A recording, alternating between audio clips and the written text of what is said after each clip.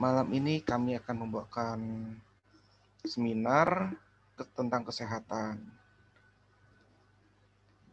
Ya, seminar tentang kesehatan. Kira-kira seperti apa acara ini hari ini ya, Theo? Ya, ini kan kalau kita lihat kasus COVID cukup signifikan naiknya, Bu Yuli. Nah, makanya kita bahas nih, teman-teman kita yang udah vaksin kan juga ada beberapa yang kena lagi. Bener nggak sih bisa begitu? Nah, selanjutnya kita serahkan ke Bu Yuli. Oh, oke. Ya, kita akan segera memulai acara malam, Pak. Tentunya sebelumnya kita akan menyanyikan dulu sebuah lagu sebelum kita memulai acara kita. Kita mau ungkapkan rasa syukur kita melalui sebuah pujian dari NKB 133. Silakan Pak Jul untuk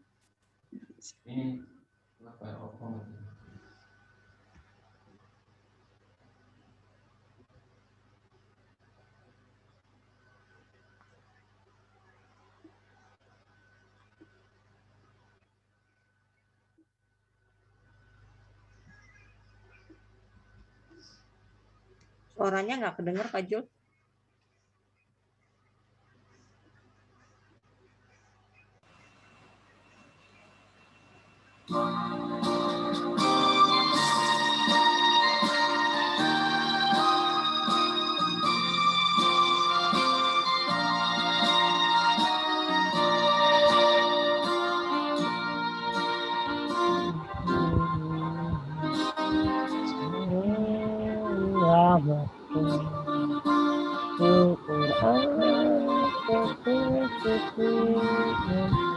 Dari kasih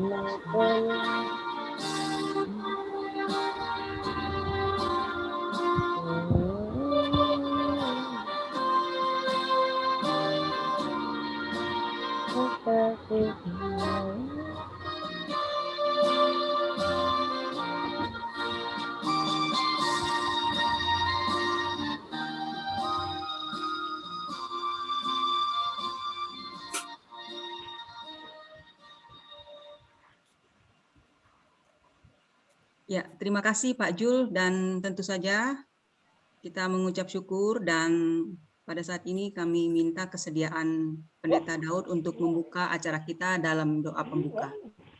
Kami persilahkan Pak Daud.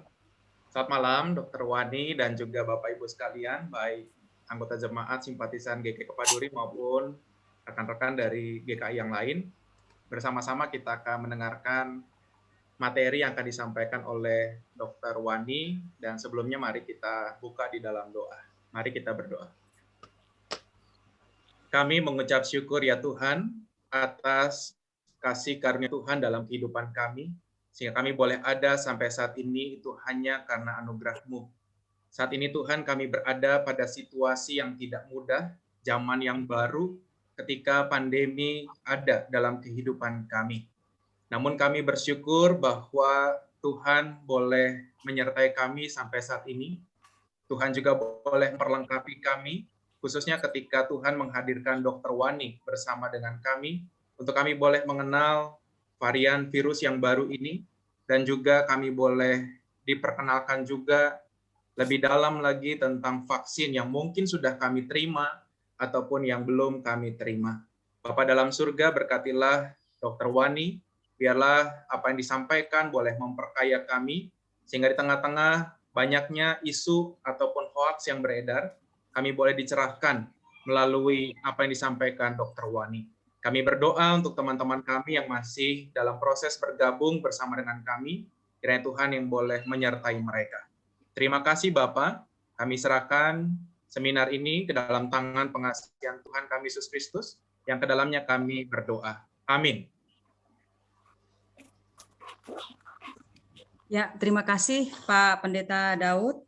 Dan tentu saja malam ini narasumber kita adalah Dr. Wani Devita Gunardi, spesialis mikrobiologi klinik. Beliau adalah rektor dari Universitas Kristen yang saat ini tentu saja kita langsung kepada dokter kami persilahkan Terima kasih Bu Yuli. Selamat malam Ibu Bapak sekalian. Terima kasih. Senang sekali saya boleh bersama-sama Ibu Bapak dari GKI Kepaduri.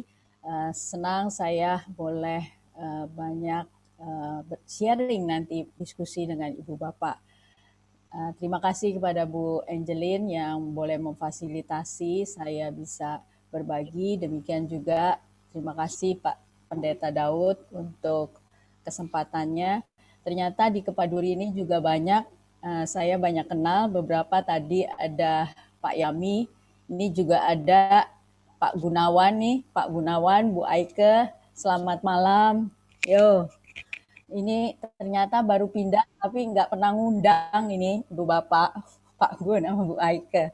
Iya, baik, terima kasih untuk waktunya. Mungkin saya mohon izin untuk share screen supaya beberapa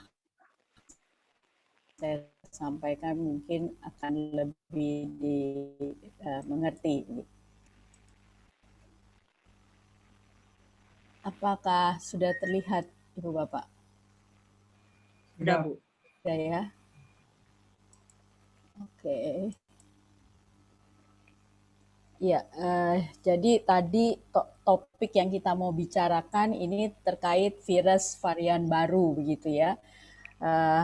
Rasa-rasanya pandeminya belum berakhir, virusnya udah baru lagi begitu ya variannya. Dan kita yang saat ini tadi isu yang diangkat oleh Pak Pendeta Daud, kita udah vaksin, kok masih bisa kena begitu ya. Jadi vaksin ini sekarang mampu nggak mengatasi situasi kondisi saat ini begitu ya. Mungkin saya sedikit berbagi bahwa ternyata pandemi ini bukan yang pertama kali saat ini terkait yang luar biasa mengubah segala sesuatunya, baik itu mulai dari kebiasaan kita, lalu juga banyak terkait kegiatan yang harus berubah seperti sekolah ataupun proses pembelajaran yang harus menggunakan sekarang bantuan-bantuan teknologi. Jadi mengurangi kemungkinan tatap muka. Jadi sebenarnya pandemi ini bukan hal yang baru, kita sudah pernah mengenal dari beberapa abad sebelumnya. Kita juga udah tahu pernah ada kasus Black Death atau pes ya waktu pada zaman abad ke-14 begitu ya. Ini udah mulai ada pandemi yang menyebabkan kematian banyak orang waktu itu. Lalu dari sejarah perjalanannya juga ada pandemi terkait influenza. Itu di awal abad 20 ya. Abad awal 20 itu influenza ini menyebabkan kematian yang luar biasa juga pada saat itu. Dan dalam perjalanannya terus ada kemungkinan terjadinya wabah yang umumnya atau yang banyak disebabkan oleh, kalau Black Death kemarin disebabkan oleh bakteri, tapi beberapa abad belakangan ini banyak terjadi akibat virus begitu ya. Nah, yang tahun 2020 ini kita kena dengan COVID-19. Mungkin beberapa tahun nanti ke depan kita pun nggak tahu apa model virus lainnya atau yang akan berubah yang bisa menyebabkan keadaan pandemi begitu ya. Jadi pandemi ini sebenarnya bukan hal yang biasa, bukan hal yang luar biasa dan pernah kita alami beberapa waktu yang lalu begitu. Nah, ini waktu keadaan situasi influenza saat itu ya, yang kejadiannya ternyata hampir mirip dengan keadaan kita saat ini, COVID-19 ya, di tahun 2020, di mana semua hampir rumah sakit, fasilitas kesehatan tidak mampu menampung pasien-pasien yang membutuhkan layanan kesehatan. Nah, oleh karena itu tentu untuk tahu lebih jelas kita perlu kenal dulu jenis virusnya. Siapa sih virus yang menyebabkan demikian hebohnya dan mudahnya dia menyebabkan orang sakit. Sebenarnya virusnya ini sendiri bukan virus yang susah atau yang susah dimatikan begitu. Sebenarnya dia sangat rentan terhadap lingkungan yang tidak memadai buat dia. Artinya di lingkungan bebas, kalau dia kena sinar matahari atau dia kena pemanasan dan sebagainya, dia cepat mati begitu ya. Demikian juga kalau menggunakan desinfektan yang biasa saja, yang nggak perlu yang konsentrasinya tinggi dan sebagainya, yang biasa, yang umum kita pakai seperti alkohol 70%, hipoklorit atau di rumah tangga biasa kita kenal sebagai pemutih dan sebagainya, dia akan mati. Atau dengan klorin atau kaporit begitu ya, dia akan mati. Hanya dia kalau mengenai manusia dalam hal ini dia lebih mudah untuk menular karena dia menularnya melalui droplet. Nah, hal itu saja yang kurang lebih yang harus kita pahami. Tetapi kalau dia di lingkungan bebas, alam bebas, sebenarnya dia tidak akan bertahan lama. Nah, ada beberapa penelitian yang mengatakan dia bisa tahan di permukaan plastik. Itu yang paling lama ya, bisa 72 jam atau 3 hari. Stainless 48 jam. Nah, bahan-bahan dari kardus 24 jam dan bahan yang dari tembaga atau yang sifatnya ada logam itu dia lebih rentan lagi ya, lebih sensitif terhadap benda-benda tersebut. Jadi lebih cepat mati. Nah, itu beberapa sifat dari virus ini sebenarnya. Jadi kalau kita biarkan di alam bebas dan sering kita lakukan proses pembersihan, dia akan mati gitu ya. Nah, tetapi transmisinya ini, penularannya ini yang harus kita pahami juga untuk mencegah virus ini berpindah-pindah gitu ya. Seperti tadi disampaikan, dia pindahnya melalui droplet atau melalui udara ya, dalam bentuk partikel-partikel yang lebih kecil kalau udara. Nah, biasanya kalau udara ini dia bisa timbul kalau misalnya orangnya pakai oksigen yang tinggi begitu, waktu saat napas, kalian napas dan oksigen itu ada yang terbuang keluar. Nah, itu bisa menyebabkan penularan melalui udara, contohnya pada kasus-kasus di rumah sakit yang pasien yang membutuhkan banyak oksigen sehingga petugas-petugas di rumah sakit itu harus memakai APD yang lumayan lengkap ya, seperti astronot begitu. Tapi kalau di dalam kita keseharian biasanya dia menularnya melalui droplet. Oleh karena itu kita dianjurkan memakai masker begitu. Nah, karena dia bentuknya droplet, dia akan mudah lepas di area-area permukaan, ya, apakah itu lantai, meja, atau tempat-tempat yang mudah tercemar oleh droplet. Oleh karena itu kita mesti sering-sering melakukan pembersihan. Itu kurang lebih penularan-penularan yang bisa terjadi.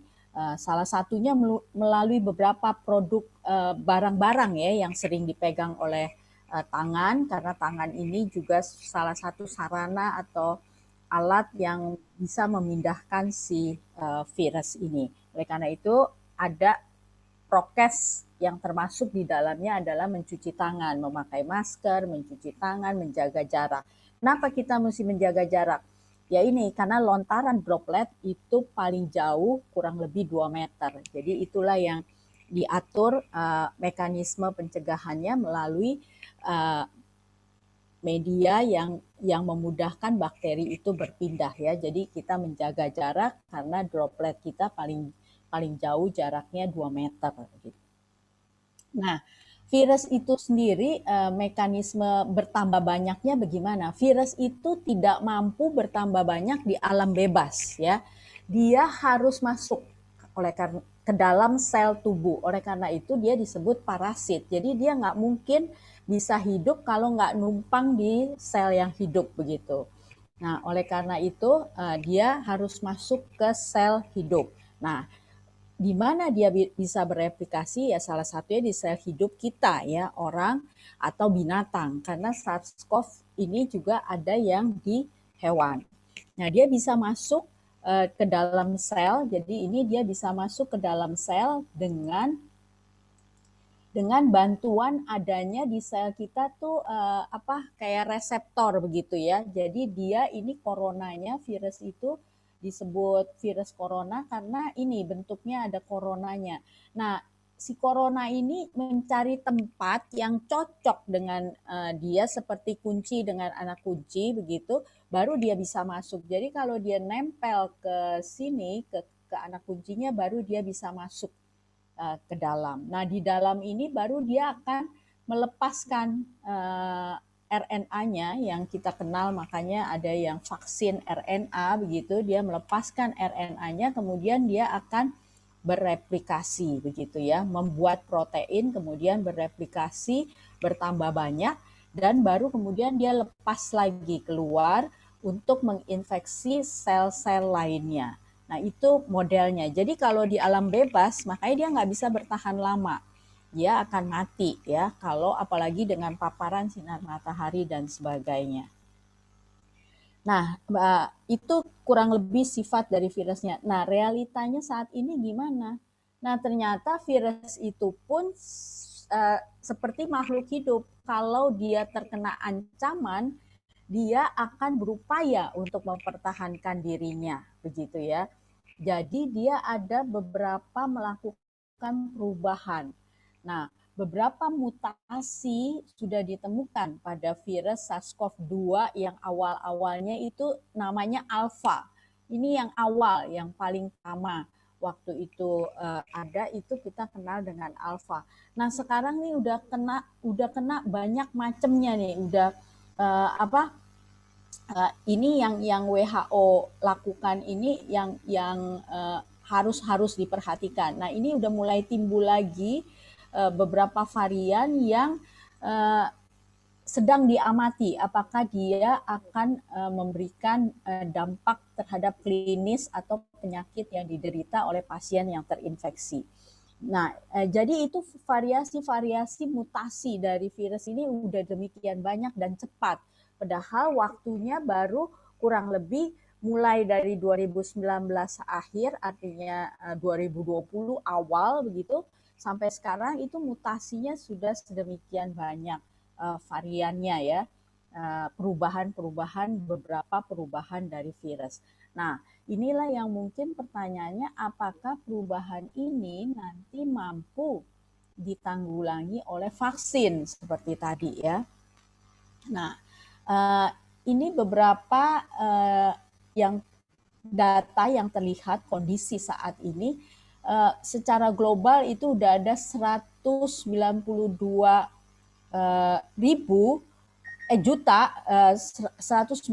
juta kasus yang ada ya. Dan Indonesia saat ini saya ambil data tanggal 23 ya. Dan Indonesia saat ini menyumbang 3 juta sekian kasus. Nah, dibandingkan dengan global, dalam 24 jam terakhir ini 10% Indonesia tuh menyumbang data kasus baru. Kalau kita bandingkan di sini dengan India terlihat kasusnya mulai menurun. Kalau dalam waktu angka kematian dalam satu hari, Indonesia tuh 1.566, jadi ada 20% menyumbang angka kematian dunia, begitu ya. Jadi saat ini untuk kasus di bulan Juli ini Indonesia luar biasa. Nah, India yang tadinya mulai di awal Mei Juni itu dia melonjak demikian tinggi, saat ini sudah terlihat trennya sepertinya dia sudah mulai bisa mengatasi ya, angka kematiannya menurun cukup jauh begitu. Nah, varian yang ada saat ini memang dilihat adalah varian yang datang dari India begitu ya, varian Delta yang menyebabkan keadaan di India demikian tinggi. Nah, itu ada di Indo sekarang ini. Kalau dilihat angka kematian di Indonesia saat ini masih sangat tinggi sampai Juli pertanggal 23 ini. Nah, ini kurang lebih grafiknya masih tinggi ya, berarti belum ada tanda turun. Padahal dari mulai Januari sampai Mei itu sepertinya udah mulai statis begitu ya, tetapi di Juni, Juli menaik melonjak cukup tinggi. Nah, untuk Jakarta sendiri gimana? Ini data saya ambil per 24 Juli pagi ya, jam 10. Itu saat ini kasusnya udah di 700 sekian ribu begitu ya, dengan angka kematiannya 1,4%. Memang lebih rendah dari angka kematian Indonesia yang 2,6% begitu ya. Nah, sekarang kita masuk ke vaksinnya. Gimana nih vaksinnya? Kenapa kita perlu vaksin? Saat ini yang paling penting memang dengan adanya varian-varian baru ini karena memberikan kemungkinan varian itu bisa mutasi kalau dia masuk ke tubuh untuk bereplikasi dan berubah begitu ya. Jadi kalau kita udah vaksin, kita harapkan virus itu tidak mampu masuk ke dalam tubuh kita dan berproses gitu ya, membuat kita sampai sakit dan sebagainya, sehingga dia bisa terus-menerus bermutasi begitu.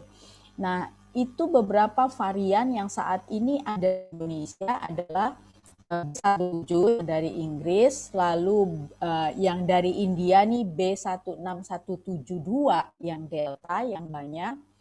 Ada lagi juga B16171 itu yang Kappa, belum terlalu banyak dan dia nggak terlalu menimbulkan banyak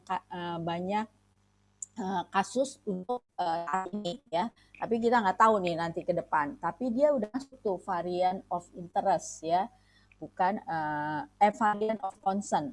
Nah, itu yang harus diamati saat ini, ada 3 B1351 itu yang dari Afrika Selatan. Nah, dari varian-varian ini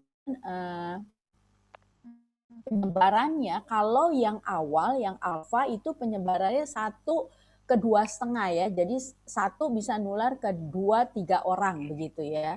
Tapi yang delta ini diamati dia bisa menular ke 6, jadi naik nih angka penularannya, jadi 1 bisa langsung nular ke 6 orang, sedemikian cepatnya.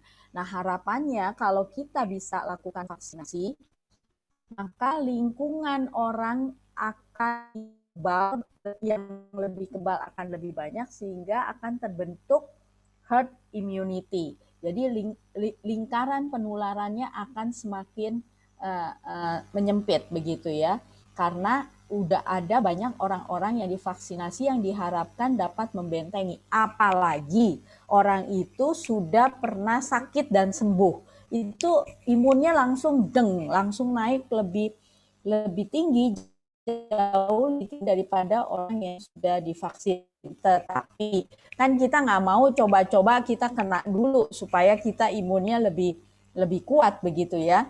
Nah, ini yang makanya kita nggak boleh, kalau anak-anak kan dulu kena tampek, adiknya atau kakaknya belum kena, sengaja ditepain supaya kena. Kalau untuk COVID nggak bisa kita tepain dengan sengaja, nggak tahu respon yang akan terjadi bagi orang itu, apakah mampu antibodinya melawan atau proses tubuhnya melawan atau tidak gitu. Kalau tidak ya dia akan jatuh ke kasus yang fatal tentunya. Jadi itu tidak kita lakukan. Nah, ini beberapa vaksin yang ada di kita saat ini. Yang merah putih memang belum terproduksi saat ini. Yang ada Sinovac, Sinopharm, Novavax belum dijual, belum dikeluarkan ya oleh pemerintah. Ada sekarang ini yang udah datang Pfizer, Moderna juga udah datang, AstraZeneca juga udah ada. Nah, dari beberapa vaksin ini beda-beda nih platformnya atau konten yang dibawa. Nah, yang kita banyak pakai di awal adalah Sinovac. Itu dibuat dari virus yang sudah mati. Kalau Pfizer sama Moderna dari RNA, jadi dari mRNA. Jadi yang dimasukin mRNA-nya, mRNA ini tadi kalau Ibu Bapak tadi sempat lihat yang replikasi, dia akan buat protein. Nah, proteinnya itulah yang akan memicu tubuh untuk membuat antibodi. Itu cara kerja dari Pfizer atau Moderna. Kalau Sinovac itu dari virus yang udah dimatiin. Jadi virusnya udah dimatiin, sisa-sisanya kan ada tuh coronanya. Nah, coronanya itu yang memancing tubuh untuk membuat antibodi. Kalau AstraZeneca juga sama. AstraZeneca hanya dia pembawanya itu virus juga. Jadi virus yang ada dimasukin protein daripada si virus SARS-CoV. Jadi waktu si virusnya itu masuk, kemudian dia melepaskan proteinnya. Nah, proteinnya itu adalah protein dari si SARS-CoV, sehingga tubuh mengenali lalu membuat antibodinya. Nah, sekarang vaksin itu mampu nggak yang ada sekarang ini? Nah, dari data penelitian, karena ini terus penelitian ini diikuti. Nah, Pfizer sama Moderna ternyata memiliki efikasi yang paling tinggi. Itu dari awal penelitian memang sudah ada. Sedangkan Sinovac itu kurang lebih 50-65%. Ya, Sinovac yang paling rendah. Tapi kan kita dapatnya yang Sinovac awalnya, ya diterima aja. Apapun yang ada saat itu diterima. Karena vaksin ini keperluan seluruh dunia. Jadi nggak bisa pilih-pilih. Nah, yang ada sekarang Sinovac kita pakai, oke, nggak masalah. Nah, sekarang pengertiannya, bisa nggak sekarang ini penelitian terbaru, ini baru dirilis 21 Juli lalu, dari data yang diamati, kalau ini BNT ini berarti vaksin model mRNA. Yang ini yang dipakai adalah Pfizer. Kalau ini CAADOX1 ini yang dipakai adalah AstraZeneca. Ya, kita perhatikan di sini. Kalau waktu yang alfa, yang varian alfa itu efikasinya pada awal-awal waktu dosis pertama ini kalau Pfizer 47,5. Setelah dosis kedua efikasinya naik tinggi, cukup tinggi 93,7. Makanya tadi rata-rata 95 begitu ya. Nah, kalau AstraZeneca 74,5. Jadi kurang lebih 70 efikasinya. Nah, yang any vaksin, ya ini termasuk di sininya ada Sinovac begitu, itu efikasinya lumayan cukup baik, 70-an di kita ya. Kalau di kita datanya kemarin 75, ini dia dapat 87,5 karena dia campur, bukan hanya Sinovac saja, dia ada beberapa vaksin Novavax segala macam dan Sinopharm dia pakai juga. Kalau Sinovac aja datanya yang ada di kita 65% begitu. Nah, ini 87%. Nah, untuk yang Delta dicoba ternyata efikasinya memang ada penurunan ya. Nah, untuk yang Pfizer aja yang tadinya 90 lebih menjadi 88. Yang AstraZeneca yang tadinya 70-an menjadi 67. Nah, yang macam-macam vaksin ini juga yang tadinya 88% menjadi efikasinya di bawah 80. Nah, Sinovac, ini data ini kemarin belum dipublish, dipublikasikan, Sinovac itu menurun cukup drastis sampai 50%, begitu ya, dari 65% efikasi untuk yang Delta. Jadi mungkin ini bisa menjawab pertanyaan kenapa orang yang udah divaksin masih bisa sakit begitu ya. Hanya walaupun dia sakit karena masih punya 50%, ada beberapa yang sakitnya tidak menjadi berat begitu ya. Nggak gejalanya atau ringan, atau kalaupun ada komorbid dia nggak sampai jatuh berat ke arah fatal. Itu beberapa kasus yang ditemukan, makanya dia dikatakan masih memiliki daya imunnya, efikasinya sebesar 50%. Karena satu hal lagi yang penting, untuk kita walaupun kita udah divaksin, Yang penting adalah sistem imun kita sebenarnya. Imun kita bisa nggak membangun atau mengeluarkan antibodi dari rangsangan vaksin yang ada, ya. Jadi yang paling penting adalah sistem imun. Dan sistem imun kita adanya di mana? Adanya di tulang sebenarnya Ibu Bapak. Dan ini Tuhan juga sudah sampaikan. Jangan sampai kering tulang kita. Dengan apa? Dengan hati yang gembira. Itu obat kata Tuhan katakan bisa mengeringkan tulang. Nah, itu artinya kita nggak punya daya tahan imun yang baik. Nah, bagaimana buat kita sehat? Ya tentu tulang ini juga harus dijaga. Nah, kenapa banyak sekarang anjuran jemur, minum vitamin D dan sebagainya? Tujuannya adalah supaya tulang-tulang yang ada di kita sebagai sumber produk daripada antibodi atau sistem pertahanan tubuh kita ini menjadi baik. Nah, Ibu Bapak, saya paling senang memang ayat ini kalau ngomong terkait COVID ya, Amsal 17 ayat 22 dan Amsal 16 ayat 24. Perkataan yang menyenangkan adalah seperti sarang madu, manis bagi hati dan obat bagi tulang. Jadi kalau ada seliweran berita-berita hoax, mungkin bisa kita tangkal dengan kita mengatakan perkataan-perkataan yang menyenangkan dan enggak langsung ngepost atau menyebarkan lagi berita-berita yang membuat orang mungkin akan menjadi cemas atau panik. Jadi ini akhir, jadi pandemi belum selesai memang, dan virus SARS-CoV-2 ini akan tetap hidup bersama kita, begitu ya. Karena dia nggak mungkin akan hilang sama sekali.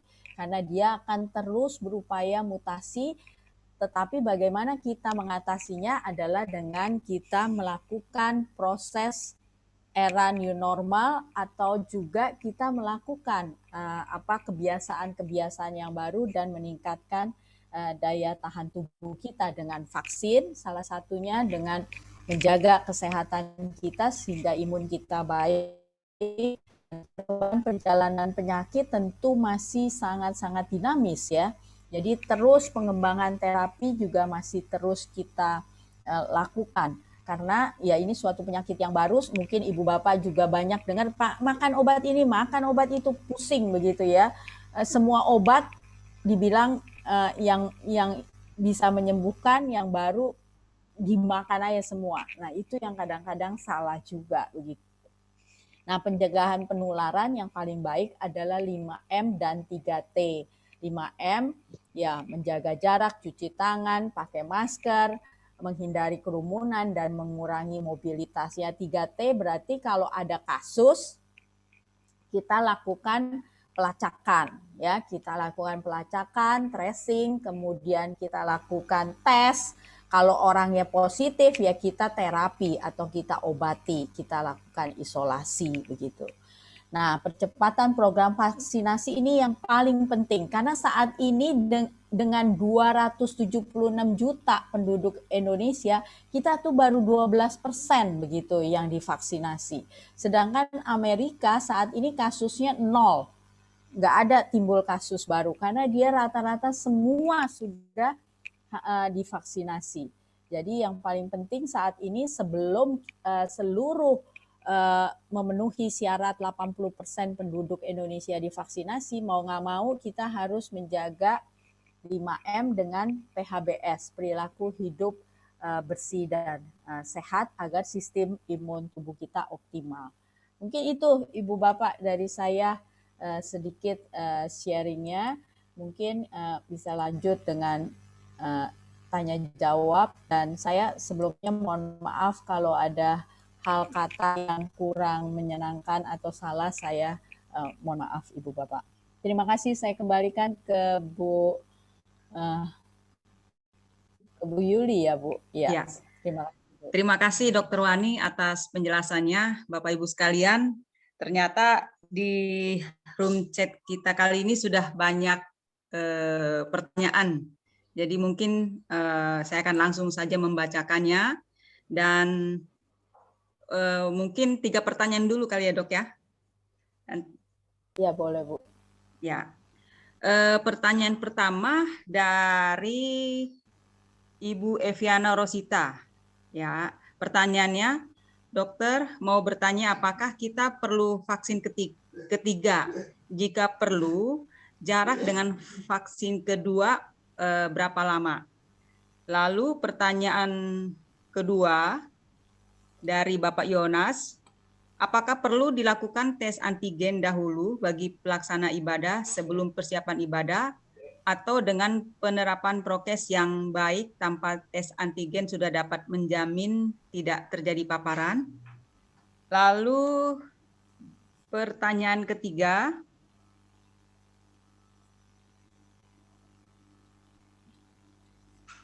dari Ibu Susana Susanto. Selamat malam dokter, apakah kita perlu tes kadar antibodi terhadap SARS-CoV?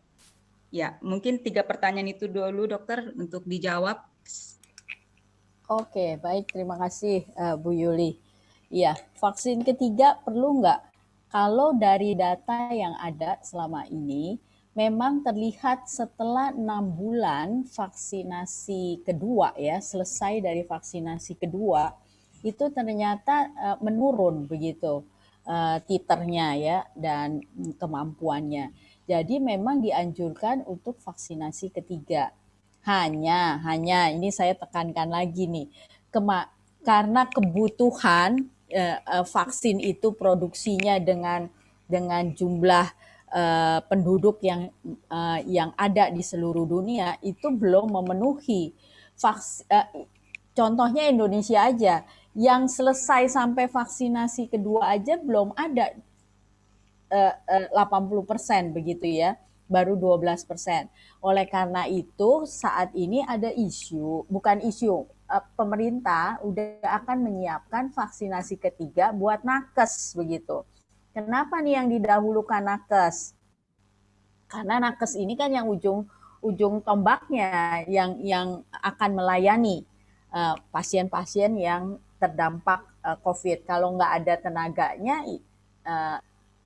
mereka terpapar dan nggak mampu melayani, ya tentu itu akan tumpul begitu ya, akan banyak lagi kasus-kasus fatal. Jadi memang untuk tenaga nakes sudah disiapkan akan divaksin ketiga, dan vaksin ketiganya saya tidak katakan booster ya, jadi dikatakan vaksin ketiga karena akan diberikan platform yang berbeda. Kalau dulu pertamanya adalah pakai Sinovac, yang ketiga ini dianjurkan dipakai adalah Pfizer atau Moderna begitu ya, antara Pfizer dan Moderna. Itu yang sedang dirancang oleh pemerintah. Kalau ditanya apakah semua perlu vaksin ketiga? Perlu. Tetapi lagi kebutuhan yang ada begitu ya, terkait kebutuhan yang ada. Begitu Bu untuk yang pertama. Lalu untuk yang kedua terkait tes antigen untuk petugas kebaktian. Apakah kalau sudah menjaga prokes sudah bisa dipastikan? Yang pasti kita menjaga prokes ya. Tapi sekali lagi kasus sekarang ini memang kita nggak tahu seseorang itu ada ya, karena udah divaksin nih ya, rata-rata kan ya beberapa pasti warga gereja, setahu saya sih hampir rata-rata udah divaksin. Begini, dengan divaksin ada 3 tugas dari vaksin. Pertama, vaksin itu akan membuat orang tidak sakit, tetapi dia masih bisa ada virusnya. Tapi virusnya nggak bisa masuk dalam tubuh karena langsung dijaga oleh sistem imun. Kalau dia diswab, dia positif nggak? Bisa positif. Itu yang disebut tidak bergejala, begitu ya. Tapi dia bisa nggak nularin? Lah, wong dia ada di sini, kalau dia ngomong ya bisa aja dia keluar, ya nggak? Itu satu. Jadi dia bisa positif, tetapi dia tidak sakit. Yang kedua, virus itu bisa ada masuk ke dalam tubuh, tetapi menimbulkan gejala yang ringan. Contohnya mungkin cuma pilek sedikit, atau hilang penciuman, tapi nggak sampai masuk ke paru-paru, begitu. Itu yang gejala ringan. Yang ketiga, virus itu bisa mencegah gejala yang lebih berat. Sorry. Contohnya pada orang-orang yang memiliki komorbid, begitu. Biasanya orang-orang yang memiliki komorbid bisa cenderung menjadi lebih berat. Nah, pada kasus orang yang sudah divaksin ini nggak sampai terlalu berat, begitu, nggak sampai fatal. Nah, itu tugas dari vaksin sebenarnya. Nah, terkait tadi pertanyaan dengan antigen, perlu nggak? Ya, kalau mau aman, ya semua dilakukan tes antigen untuk memastikan saat itu, ya saat itu semua aman. Karena jangan nanti mempengaruhi saling curiga. Ternyata misalnya saya kena nih di swab positif. Ini karena habis tugas nih kemarin ngumpul-ngumpul atau apa begitu. Kan jadi nggak aman, nanti main salah-salahan. Kalau saya saran kalau memang mau tugas, memang antigen nggak menjamin ya, maksudnya pasti besok ternyata di swab dia positif bisa aja karena yang di swab adalah saat itu begitu. Itu pertanyaan nomor 2 ya, untuk petugas kebaktian. Lalu apakah perlu dilakukan tes periksa antibody? Kalau ibu bapak tipikal orang yang nggak khawatiran, saya monggo aja, tapi mau diperiksa juga buat apa begitu loh. Ternyata ibu bapak udah periksa nih vaksinasi kedua. Kalau mau periksa nih saya anjurkan vaksin itu baru bekerja setelah vaksinasi kedua minimal adalah sebulan sampai 2 bulan ya setelah disuntik kedua itu kita periksa sebulan sampai 2 bulan. Nah kalau diperiksa tahu-tahu nggak muncul, terus so what? Mau vaksin lagi? Nggak juga kan? Jadi jangan takut juga gitu loh. Ada juga yang belum timbul saat itu, saat diperiksa 2 bulanan itu belum timbul. Ada juga yang timbul udah cukup bagus. Tapi kalau nggak timbul kan kalau nanti jadi bingung juga. Wah saya nih nggak timbul begitu. Terus jadi pusing. Gimana imunnya ngedrop lagi, salah lagi jadinya begitu. Jadi saya sih anjurin gitu. Tergantung perlu tidaknya itu tergantung. Kalau menurut saya tidak perlu. Kalau udah vaksin, udah terima aja, pakai prokes yang baik, kita lakukan seturut apa yang ada begitu. Kalau menurut saya itu.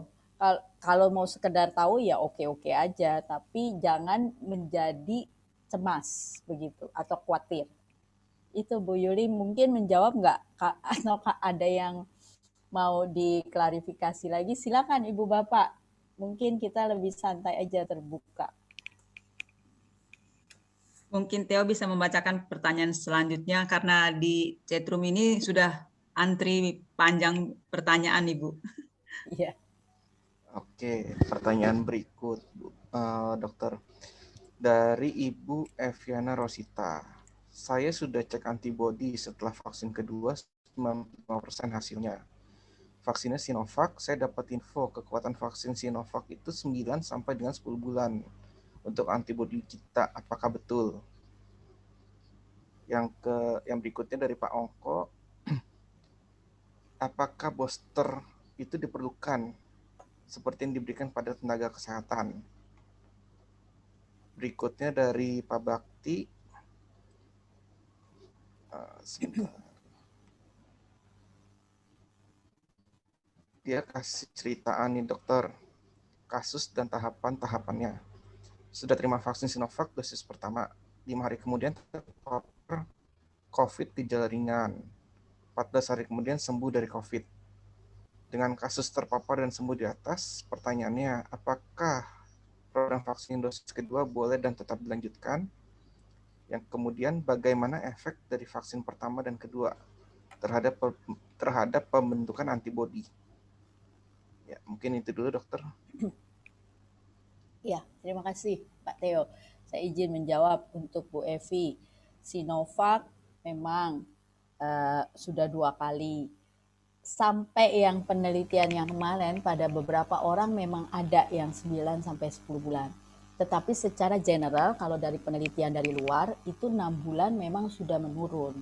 Jadi dianjurkan kalau memang bisa dilakukan tambahan, vaksin tambahan dilakukan.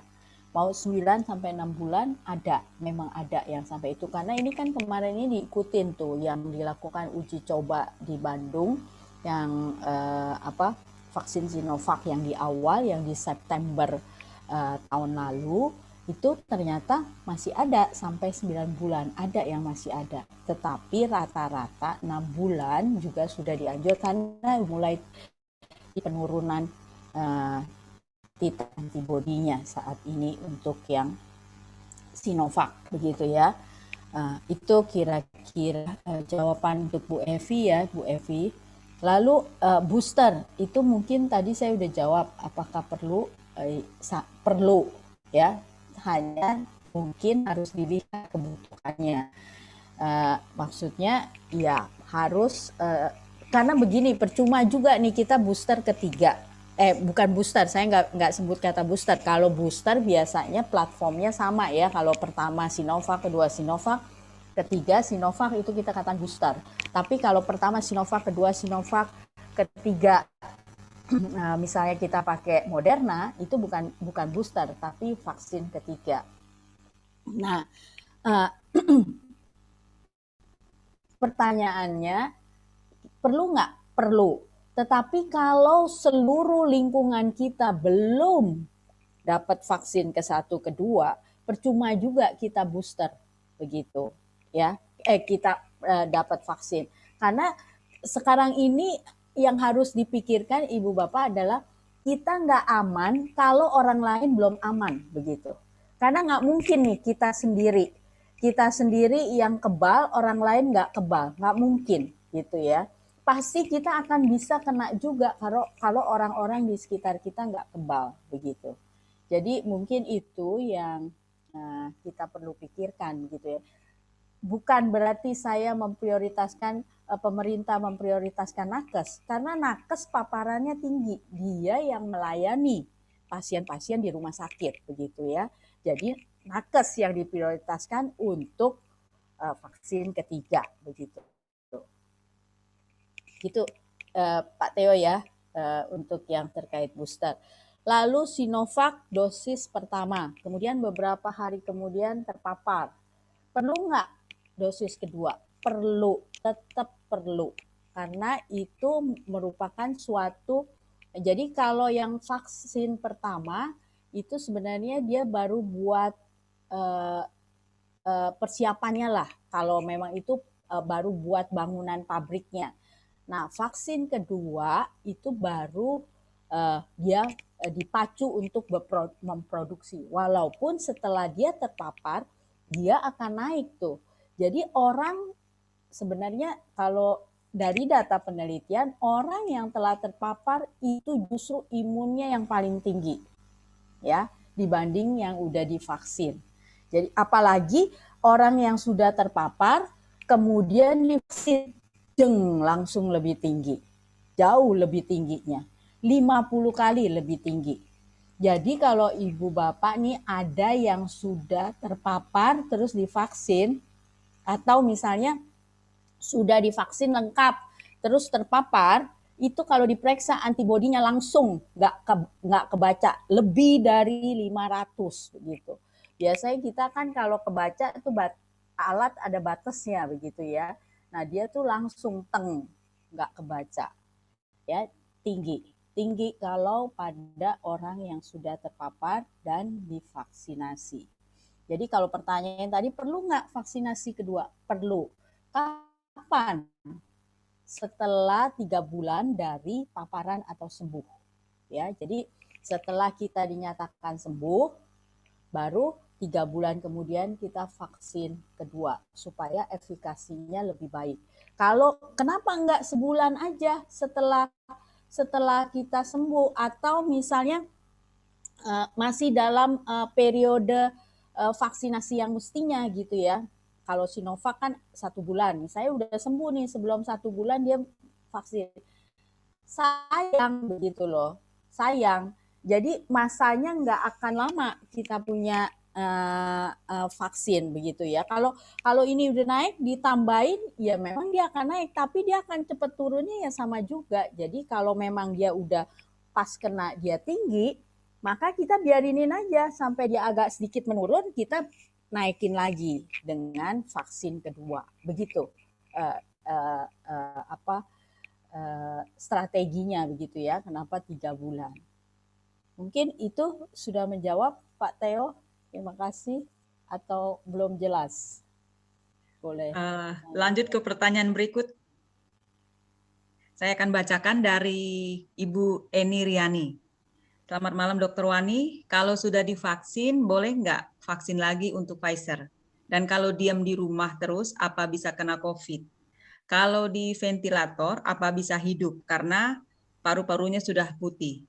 Dan satu pertanyaan lagi, vaksin Pfizer apa sudah datang dokter? Lalu berikutnya, ini dari Pak Thomas Susanto, pertanyaannya, ada yang kena COVID setelah 14 hari dites swab antigen hasilnya negatif. 1 minggu kemudian dites lagi PCR positif dengan CT 30. Lalu 10 hari kemudian dites PCR lagi tetap positif dengan CT 20. Sedangkan kondisi yang bersangkutan biasa, tidak demam, tidak batuk, dan lain-lain. Sehat sekali.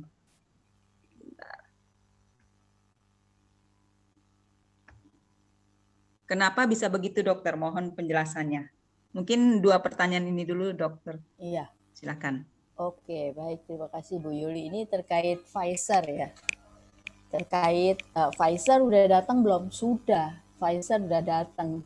Jadi ada beberapa memang yang kemarin kalau itu kan sudah ada tuh dipublish para guru besar dilakukan vaksinasi. Nah, sebagian udah ada yang divaksinasi dengan Pfizer ya. Nah, itu udah ada, Pfizer udah ada. Lalu tadi ada pertanyaan, boleh nggak pertama Sinovac, kedua Sinovac, ketiga Pfizer? Boleh, boleh, sangat boleh ya.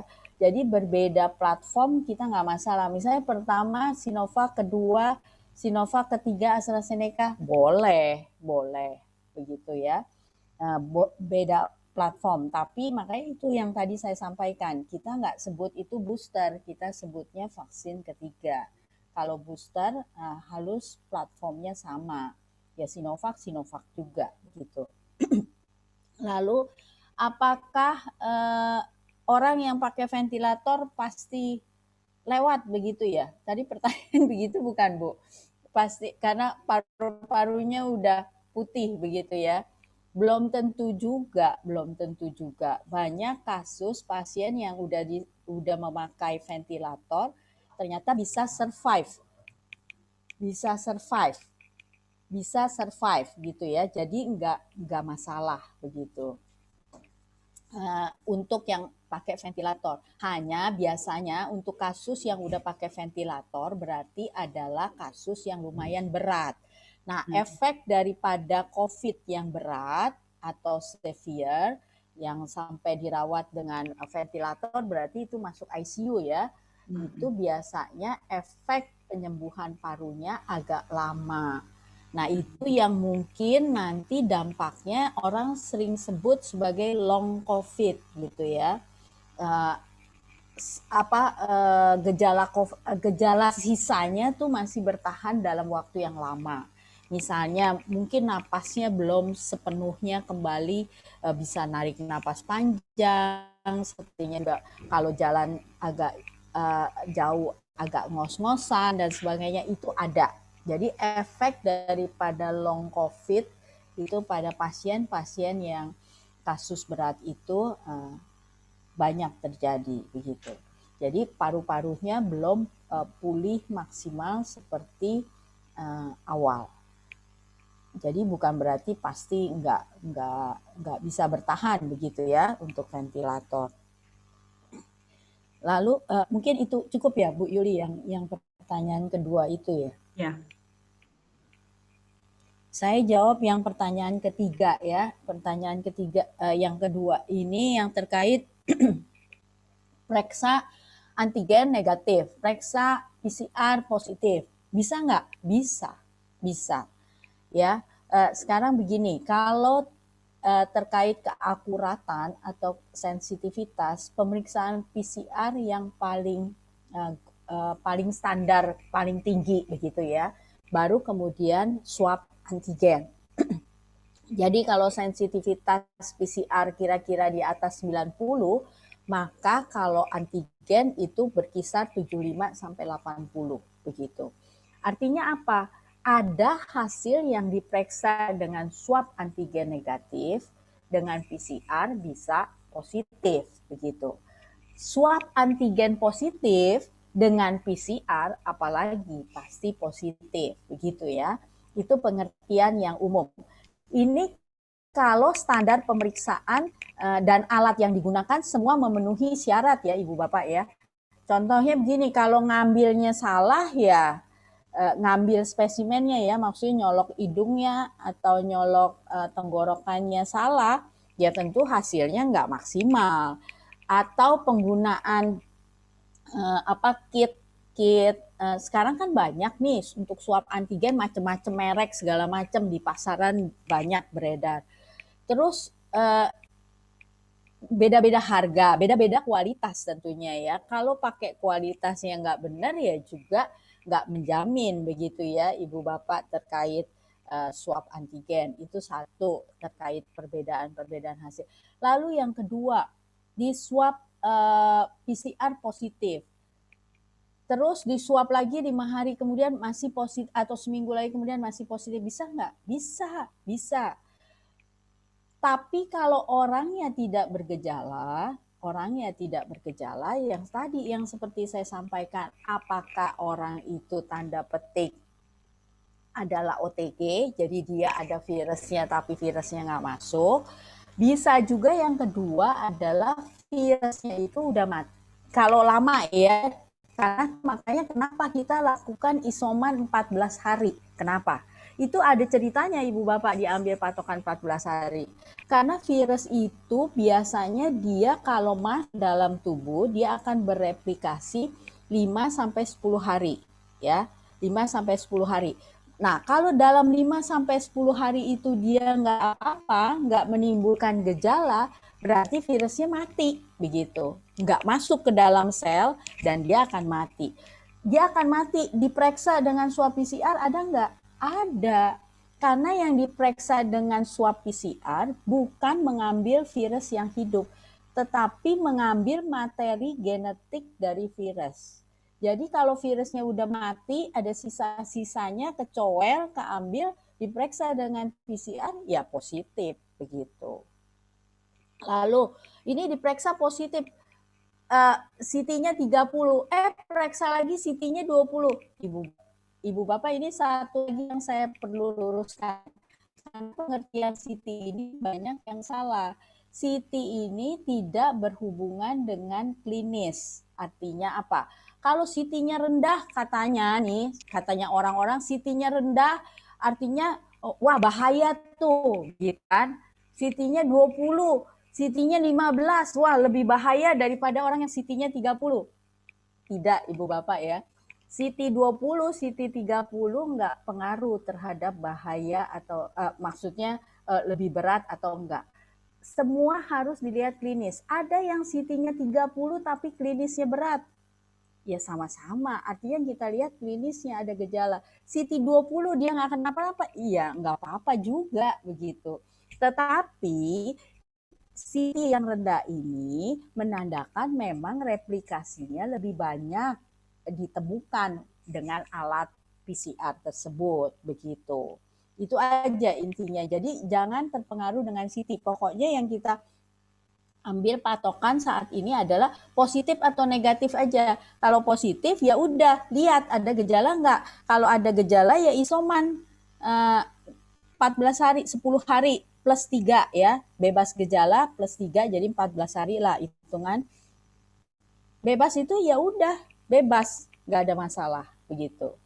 Tapi tetap kan kita dalam lingkungan saat ini selama vaksinasi belum mencapai 80%, prokes tetap harus dijalankan terkait cuci tangan, pakai masker, jaga jarak. Itu yang paling penting.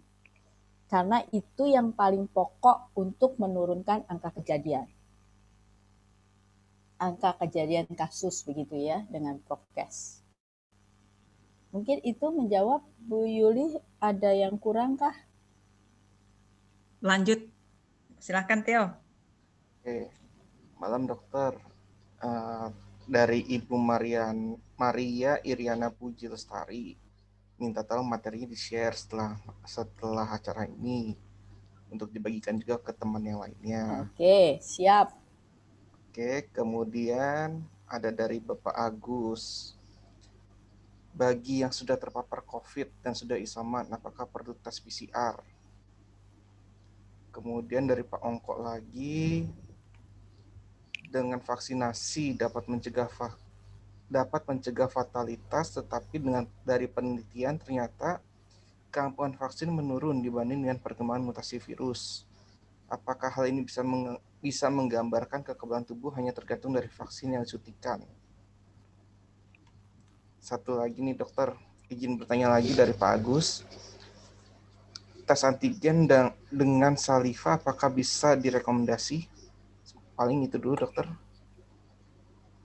Ya, baik. Terima kasih Pak Tio. Saya Ibu Mary ya, terkait makalah siap nanti saya share ke Bu Pendeta Angelin ya, Bu, nitip untuk bisa dibagikan. Lalu isoman perlu nggak PCR? Tidak. Pemerintah sudah menetapkan tidak perlu PCR lagi. Daripada buang-buang duit terus PCR masih positif, stres, imunnya turun. Jadi setelah isoman, tapi dipastikan bebas isoman itu siapa yang memastikan? Harus petugas kesehatan. Oleh karena itu, biasanya ibu bapak kalau isoman harus dipantau oleh petugas puskesmas. Tapi apakah perlu dilakukan PCR ulang setelah isoman? Tidak. Ya, tidak perlu kecuali pasien yang dirawat di rumah sakit. Tentu pasien yang membutuhkan perawatan di rumah sakit masuk ke dalam kriteria sedang berat. Itu perlu dilakukan pemeriksaan PCR untuk melihat perkembangan penyakitnya, bukan untuk memastikan dia masih positif atau tidak, tapi untuk melihat perkembangan penyakitnya. Nah, untuk yang isoman di rumah atau di fasilitas-fasilitas khusus, perlu nggak PCR? Tidak, tetapi ketentuan itu dilihat bebas isomannya harus oleh nakes. Begitu. Kalau untuk jawaban perlu tidaknya isoman di PCR, begitu ya. Itu udah ada kok ketentuannya dari pemerintah berdasarkan hal tersebut. Jadi ada surat untuk bebas isoman. Lalu vaksinasi. Setelah vaksinasi memang tadi sudah dikatakan efektivitasnya akan menurun setelah sekian bulan. Lalu apakah vaksinasi ini apa cuman kita bergantung pada vaksinasi? Tidak, ya. Untuk pencegahan kasus pandemi saat ini tidak sepenuhnya bergantung pada vaksinasi, ya. Tetapi vaksinasi harus nggak? Harus. Pertama, yang pencegahan yang paling harus kita ikuti adalah 5M sebenarnya, ya. 3M. 3M itu kalau yang 2M-nya itu kan tambahan, mengurangi mobilitas dan menghindari kerumunan begitu ya. Yang paling pokok adalah 3M. Lalu 3T tadi, kalau ada kasus cepat dites begitu. Jangan tunda-tunda. Yang enggak ini misalnya begini. Kalau ada kasus saya nih rasanya kontak nih sama orang yang positif, dia udah diperiksa positif. Terus saya tunggu aja dah, tunggu dia punya hasil keluar positif nggak dia. Saya nggak usah tes dulu. Nah sayanya nih kemana-mana. Saya pulang ke rumah, cium anak, main sama siapa begitu. Nah ternyata besokannya keluar hasil itu orang positif. Nah loh, sayanya udah kontak tuh kemana-mana. Jadi waktu tahu kita ada kontak, langsung tes. Langsung tes. Setelah tes, ya kita langsung tahu kan lingkaran-lingkaran mana yang paling dekat. Nah itu yang harus dicari. Artinya di tracing, dites, dan kemudian kalau kita ternyata positif, ya kita lakukan isoman. Begitu tata laksananya. Jadi itu yang paling penting sebenarnya untuk mengurangi kemungkinan penularan.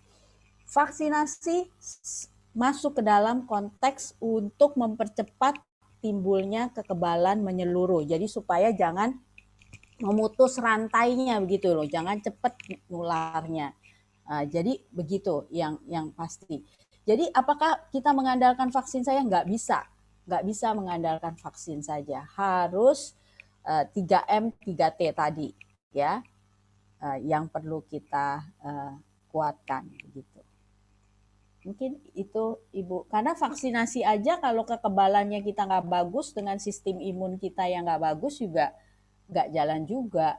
Karena ada orang yang udah divaksin ya titernya nggak naik tinggi juga begitu. Ya, ini ada pertanyaan dari Bapak Etan. Mungkin pertanyaannya ini hanya perlu atau Maaf, Bu tidaknya. Yuli. Jadi, ya. Yang Salifa tadi belum, Bu Yuli. Dokter iya. Oke, ketinggalan. Sorry. Iya. Saya bacakan lagi, Dokter. Iya. Tes antigen dengan Salifa, apakah bisa direkomendasi? Begitu? Oke. Iya. Sampai saat ini data menunjukkan dengan saliva sensitivitasnya lebih rendah dibandingkan dengan cairan hidung ya. Kalau kita ambil yang dari ujung belakang hidung berarti kan kita mengambil sepertinya itu cairan dahak ya, produk lendir daripada hidung. Itu jauh lebih sensitif dibanding ludah. Ludah bisa nggak? Bisa.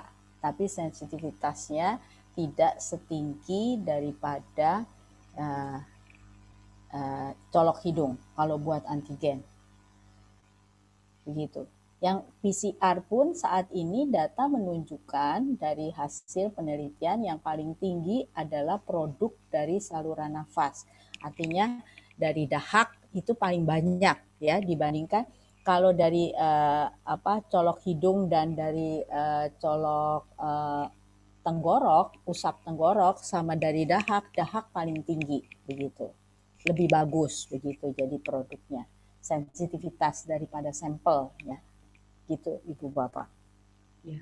Oke, ini ada pertanyaan dari Bapak Etan. Mungkin karena ini pertanyaan bersifat perlu atau tidaknya, mungkin saya akan bacakan, nanti akan dijawab langsung oleh Dr. Wani, lalu ke pertanyaan berikutnya. Begini pertanyaan dari Bapak Etan. Jika terpapar COVID setelah menerima vaksin pertama dengan gejala flu, batuk, dan hilang penciuman, sudah isolasi 2 minggu, penciuman sudah mulai kembali di hari ke-10. Namun sampai sekarang masih batuk. Pertanyaannya, pertama, apakah perlu PCR ulang? Kedua, apakah perlu ronsen toraks? Mungkin bisa dijawab langsung, Dokter. Iya. Nah, kalau untuk kasus seperti ini, misalnya tadi Pak Etan ya? Iya, Pak Etan. Pak Etan sudah lakukan isoman istilahnya, tapi masih batuk. Saya anjurkan kalau dalam waktu 10 hari Bapak atau Ibu dalam waktu isoman masih belum hilang batuknya, saya anjurkan untuk foto toraks ya, untuk melihat apakah memang ada gangguan di paru atau ya konsultasi dengan dokter. Karena bisa saja batuk ini apakah alergi, itu juga bisa ya, dari tenggorokan ada alergi kita batuk. Tapi apakah batuk itu kan macam-macam juga, mesti ditanya lebih detail. Apakah batuknya batuk kering atau batuk berdahak? Itu harus dilihat. Jadi harus konsultasi dengan dokter. Dan bila mana perlu, pasti dokter akan menyarankan untuk fototorak untuk melihat apakah sudah ada gejala di paru begitu. Karena harusnya dalam 10 hari sudah sembuh begitu. Kalau virusnya nggak neko-neko istilahnya ya, nggak masuk ke dalam paru-paru, hanya di saluran napas bagian atas begitu. Biasanya ringan kalau saluran napas bagian atas seperti hilang penciuman, pilek aja begitu ya, tapi habis itu bindeng, biasanya suaranya agak bindeng. Nah, itu gejala-gejala ringan di awal. Oke, pertanyaan berikutnya dari Bapak Yahya Budiman. Apakah vaksin pneumonia bisa membantu proteksi virus COVID-19? Lalu pertanyaan kedua dari Bapak Ongko. Dalam presentasi Ibu, sampaikan bahwa varian baru lebih cepat menular. Apakah memang kedahsyatan mematikannya juga lebih tinggi? Karena hampir tiap hari dengar dan dapat kabar family, teman sekolah, jemaat segereja, kenalan terakhir ini lebih banyak yang meninggal. Itu dulu, 2 pertanyaan itu dulu, Ibu. Ya, baik, dari Pak Yahya. Apakah vaksin pneumonia bisa membantu untuk COVID?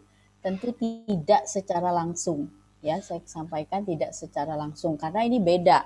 Ini pneumonia disebabkan biasanya oleh bakteri, ya, banyaknya oleh bakteri. Kalau pneumovac ya, vaksin pneumovac itu biasanya oleh bakteri.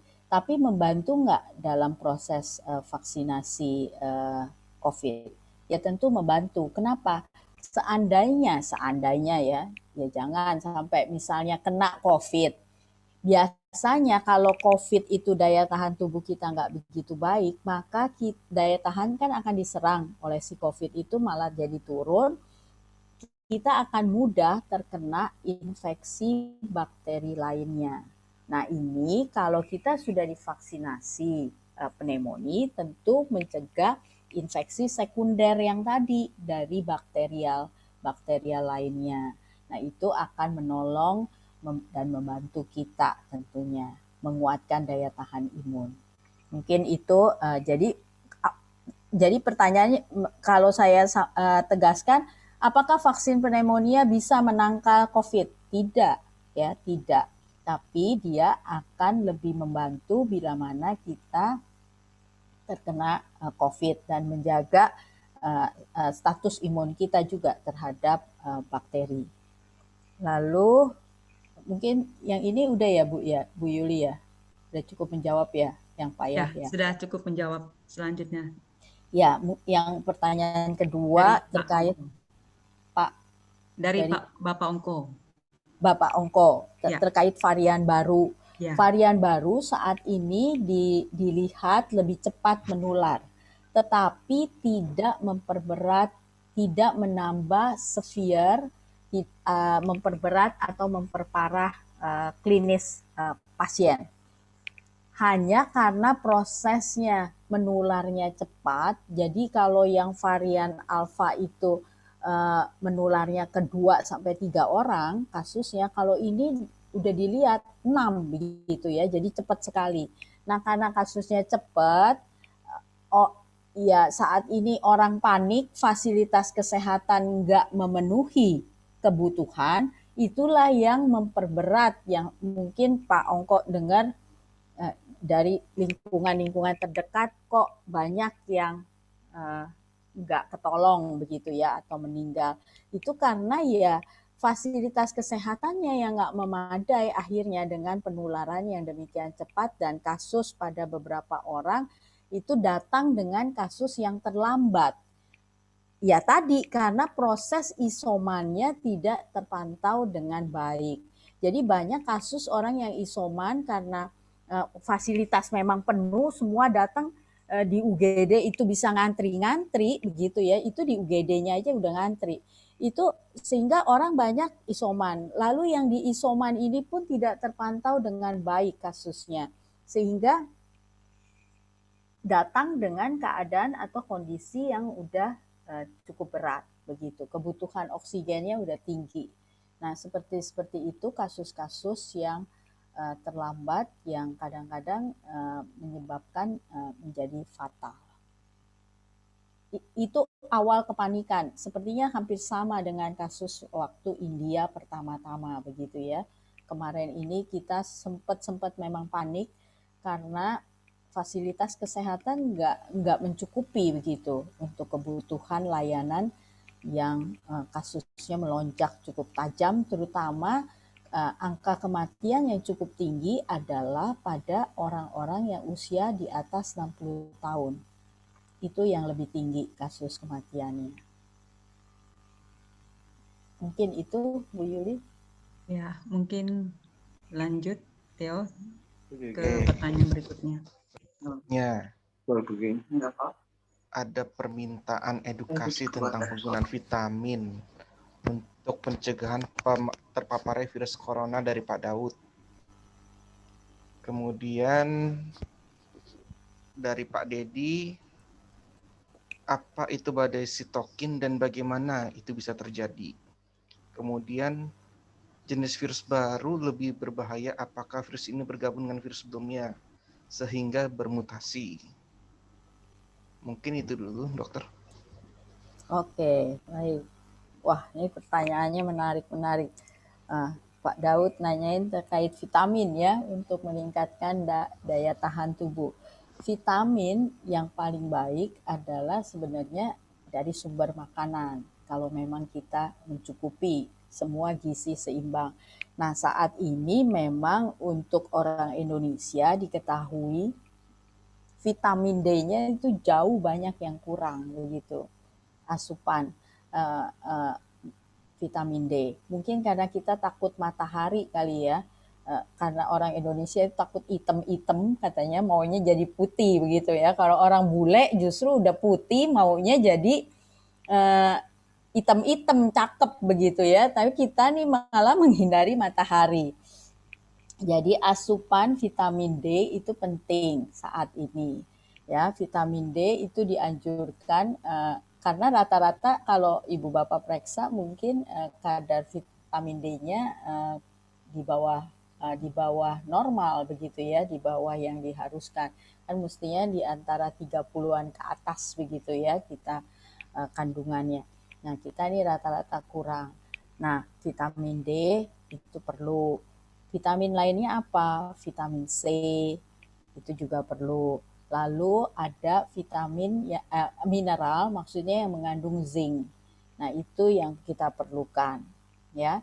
Jadi kalau vitamin C, vitamin D, kemudian ada zinc, itu sudah cukup Ibu Bapak.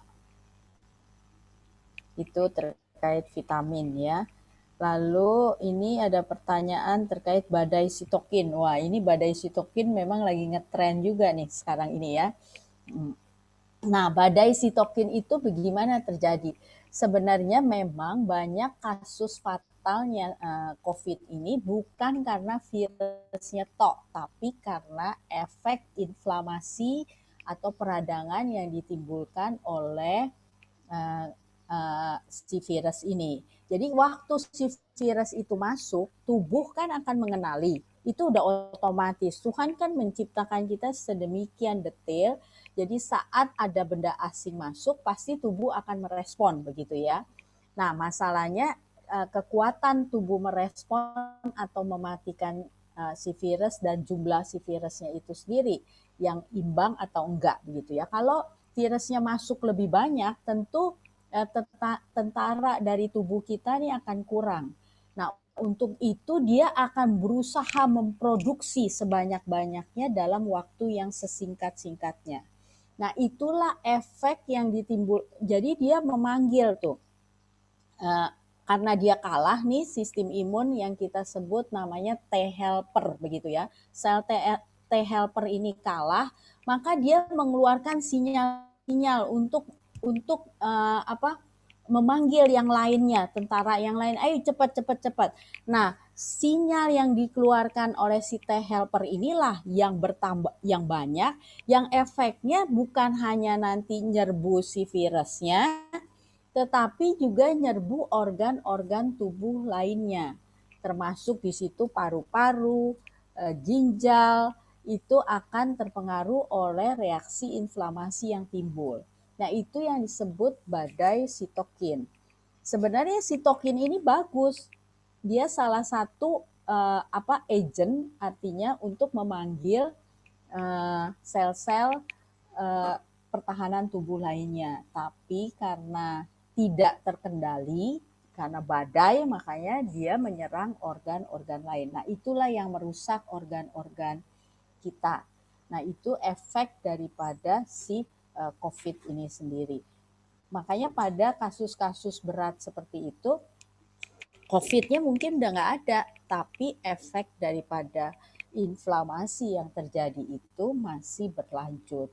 Dan itu yang menyebabkan keadaan yang berat dan berakibat fatal untuk badai sitokin. Oleh karena itu jadi kenapa pada kasus pasien yang kondisi sedang itu udah harus dirawat, karena untuk memantau kapan ini dia ke arah sitokainnya nggak tertahankan, itu kita udah langsung blok dengan memberikan obat-obatan.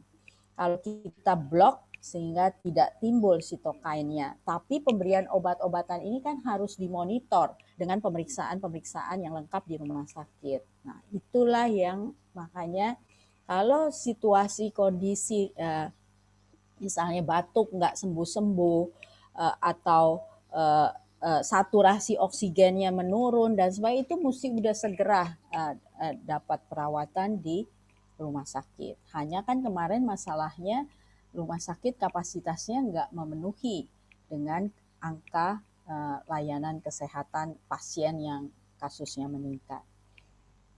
Itu ya, Bu. Lalu yang terakhir tadi apa ya, Bu? Saya agak lupa nih. Virus jenis baru lebih berbahaya. Apakah virus ini bergabung dengan virus sebelumnya sehingga bermutasi? Oh iya, terima kasih Pak Teo.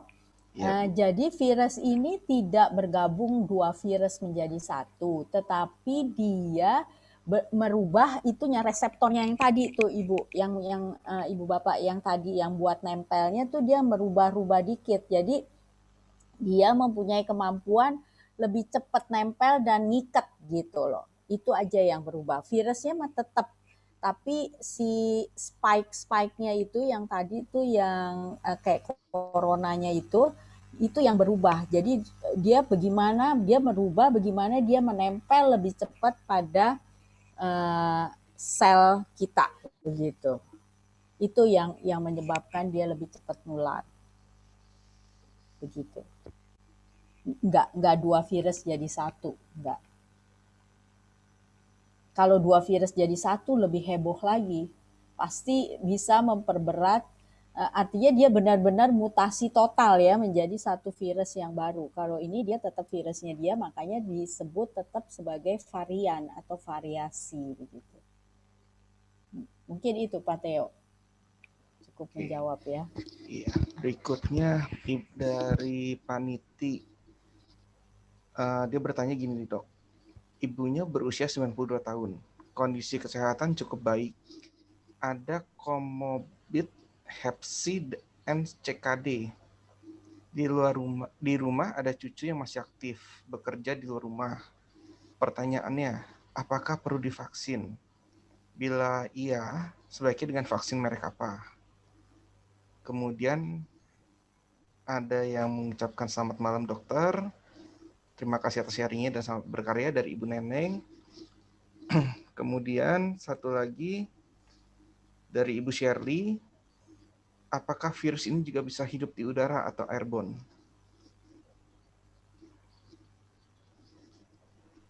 Ya, itu aja Pak ya. Ya, baru itu aja. Kalau yang tadi pertanyaan pertama, hepatitis C dan CKD, apakah boleh divaksin? Begitu kan ya? Begitu ya Pak Teo kalau saya nggak salah ya? Seperti itu. Ya, boleh nggak divaksin? tentu boleh sejauh telah konsultasi ke dokter yang merawat selama ini, yang mengetahui kondisi pasien, ya. Apakah kondisi hepatitis C dan CKD-nya itu dalam kondisi yang stabil untuk menerima vaksin? Karena begini, saat kita divaksinasi, tubuh kita harus dalam kondisi sehat. Kenapa? Kalau kita sakit, berarti sistem imun yang akan dirangsang itu nggak akan timbul juga, nggak guna juga, begitu loh. Makanya kenapa mungkin kalau dulu kita nganterin anak kita untuk vaksin, nggak boleh anaknya sedang sakit. Karena itu, kalau dia sedang sakit, sistem imunnya tidak dalam kondisi optimal untuk memproduksi antibodi. Jadi, apakah boleh divaksin?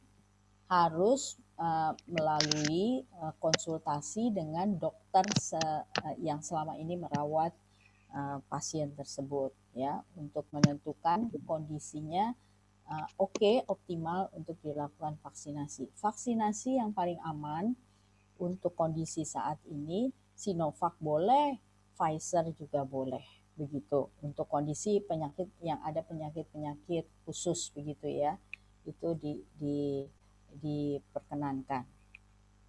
Lalu tadi dari Ibu Shirley, virus bisa hidup nggak di udara? Bisa, seperti tadi kan saya sampaikan aerosol begitu ya, tetapi tetap dia tidak bisa hidup lama di udara begitu.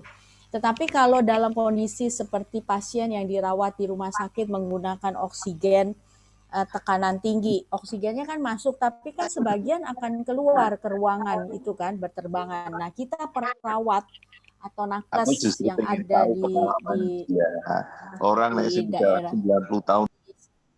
di daerah situ, kemudian dia terpapar tanpa menggunakan APD, tentu itu resikonya sangat-sangat tinggi begitu. Jadi makanya kenapa nakes yang bekerja kontak dengan pasien yang menggunakan alat-alat bantu nafas harus menggunakan APD tinggi gitu. Mungkin itu Bu Syadi ya. Ini juga mungkin terkait kalau kita berada di ruangan tertutup ya Bu ya. Di ruangan tertutup dengan AC misalnya sirkulasinya tertutup begitu. Lalu kita kontak, itu pasti resikonya akan lebih tinggi dibandingkan kita dalam satu ruangan yang terbuka begitu. Itu yang mungkin dimaksud dengan airborne atau aerosol. Ya, baik. Kita lanjut kepada pertanyaan berikut dari Ibu Merisa. Ibu Merisa bertanya, untuk memaintain imunitas tubuh kita setiap hari, vitamin dan suplemen apa saja yang perlu kita konsumsi? Berapa dosis yang aman untuk tubuh agar tidak merusak organ tubuh lain? Itu pertanyaan dari Ibu Merisa. Pertanyaan berikutnya dari Ibu Kesterina.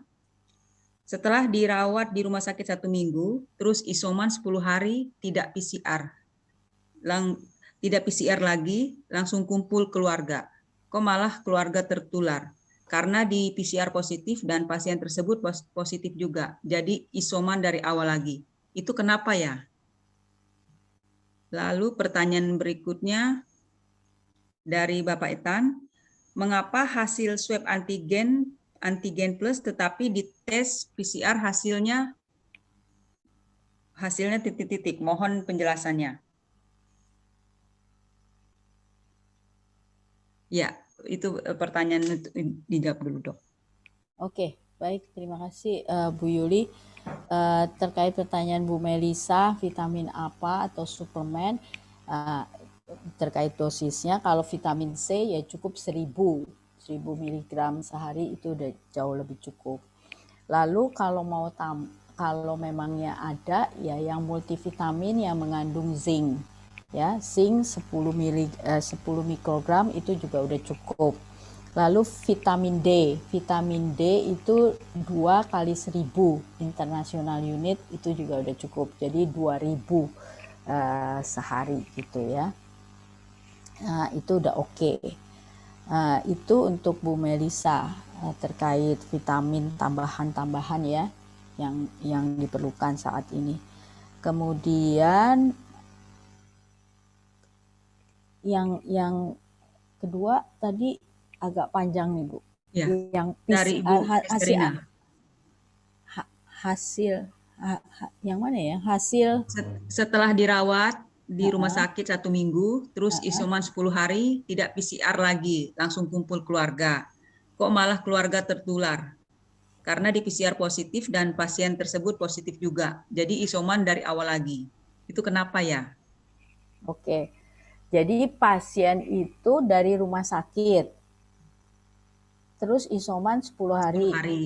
Nah, biasanya kalau pasien dari rumah sakit, seperti tadi saya sampaikan, itu biasanya pasien dirawat di rumah sakit pasti di PCR. Apakah PCR-nya masih positif saat pulang?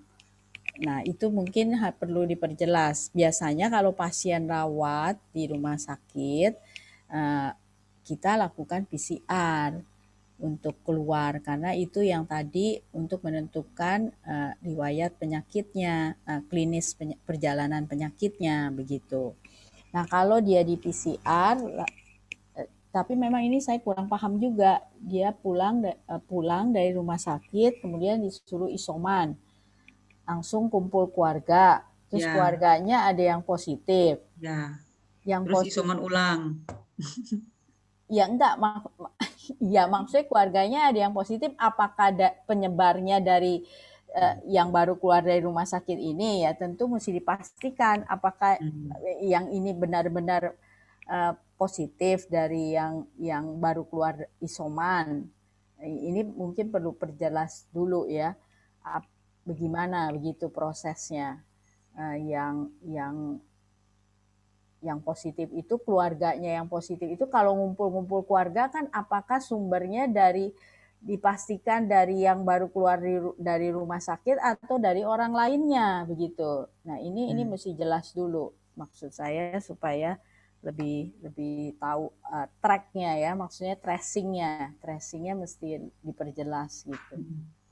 Oke, ini bukan pertanyaan Dok, ini pernyataan bahwa Pendeta Daud tidak takut hitam. Oh iya, ya Pak. Kalau gitu jemur Pak, jemurnya jam 10 sampai jam 12 Pak. Iya Dok, siap Dok. Udah hitam soalnya Dok. Iya, lebih manis Pak jadinya. Kita lanjut ke pertanyaan berikutnya dari Bapak Etan. Dokter mau tanya lagi, mengapa hasil swab antigen plus tetapi di tes PCR hasilnya negatif? Mohon penjelasannya. Ya, ini sering nih kejadian seperti ini ya. Umumnya yang tadi saya sampaikan, paling sensitif adalah PCR, kemudian baru tes antigen. Dan umumnya tes antigen negatif, kemungkinan PCR positif. Tes antigen positif, PCR umumnya positif, begitu ya. Ini yang umum. Nah, pada kasus ini tes antigennya negatif. Ya, tes PCR-nya tes gimana Bu? Tes antigennya positif. Positif, PCR-nya negatif. Nah, ini makanya saya ingin sampaikan sekali lagi terkait sensitivitas alat yang digunakan, begitu ya. Apakah benar pengambilannya nggak error dan sebagainya untuk swab antigen, itu perlu diklarifikasi. Lalu untuk tes PCR-nya negatif, itu juga perlu diklarifikasi seperti tadi saya sampaikan, apakah pengambilannya dan tepat dan sesuai, begitu ya, pengambilan sampel. Karena ini banyak juga, ya sekarang kan variasi, mungkin saya perlu tahu juga kualitas dari lab yang digunakan dan sebagainya, karena ini sangat-sangat mempengaruhi hasil. Sekarang ini kan banyak banget lab-lab semua menyatakan mampu melakukan pemeriksaan PCR, begitu ya. Tetapi saya sarankan pemerintah DKI ya, kalau DKI itu sudah mengeluarkan data lab-lab mana yang selama ini mereka sudah pantau, begitu ya, sehingga kualitasnya mereka sudah bisa dalam tanda petik terjamin, begitu. Nah, lab-lab itulah yang ibu bapak sebaiknya cari, begitu ya.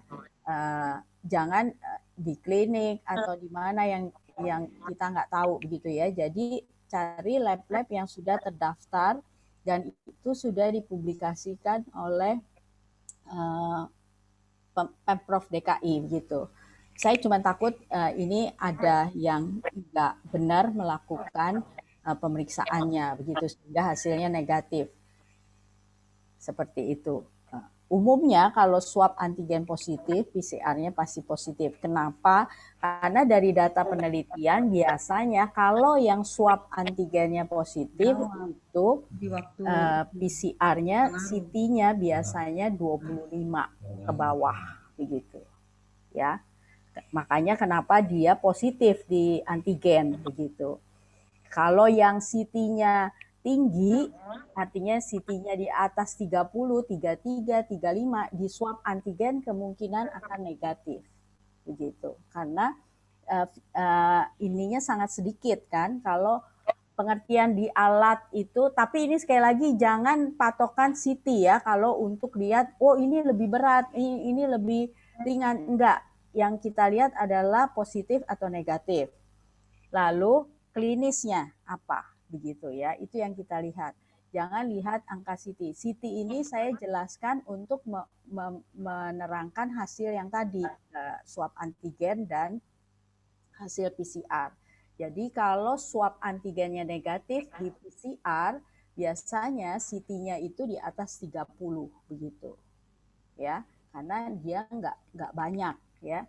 CT-nya makin tinggi berarti alat itu CT itu kan namanya cycle threshold, siklus ya. Jadi alat itu melakukan putaran siklus untuk memperbanyak si materi genetik. Jadi kalau dia muter 20 sama dia muter 30 baru mencapai ambang, berarti kan yang muter 30 itu virusnya sedikit, sehingga dia harus muter 30 untuk mencapai ambang yang kita katakan positif. Sedangkan yang ini muter 20 aja dia udah mencapai ambang, artinya kan komponennya dia lebih banyak, begitu. Di yang 20 CT-nya dibandingkan yang CT 30. Itu pengertiannya. Tetapi ini sangat tidak berkaitan dengan berat atau ringannya klinis, ya. Jadi yang CT 30 bisa nggak gejalanya berat? Bisa. CT yang 20 nggak bergejala? Bisa, begitu ya. Jadi nggak ngaruh terkait gejala, tapi terkait hitungan begitunya. Mungkin itu Bu Yuli bisa menjawab. Ya, terima kasih Dok. Oke, mungkin dilanjutkan lagi pertanyaan berikutnya dari Pak Hartanto. Dokter, tolong tanya, kalau untuk pencegahan di rumah, tapi kadang-kadang keluar, selain 5M, apa perlu kumur-kumur betadin dan cuci hidung dengan water pulse? Ya, Bu. Udah. Ya. Ya. Pokoknya sejauh kita melakukan perilaku hidup sehat, Ibu Bapak, aman, itu aja. Nggak usah terlalu berlebihan. Setiap hari kalau kita kumur, ya lama-lama lecet juga ya. Tenggorokannya kering maksudnya ya, kalau kita kumur-kumur terus. Karena sebenarnya kan daerah mulut kita juga itu sebenarnya banyak juga bakteri-bakteri yang sehat ya, yang maksudnya bakteri-bakteri yang memang membantu kita. Coba aja kalau kita kelewat bersih, nanti yang tumbuh itu jamuran, begitu ya. Jadi ya nggak usah terlalu ini ya, kalau mau sekali-sekali kumur fine oke, gitu ya, tapi nggak usah misalnya sehari sampai 2-3 kali begitu dikumur karena takut gitu, atau cuci hidung terus-terusan, ya nggak usah, ya seperlunya aja.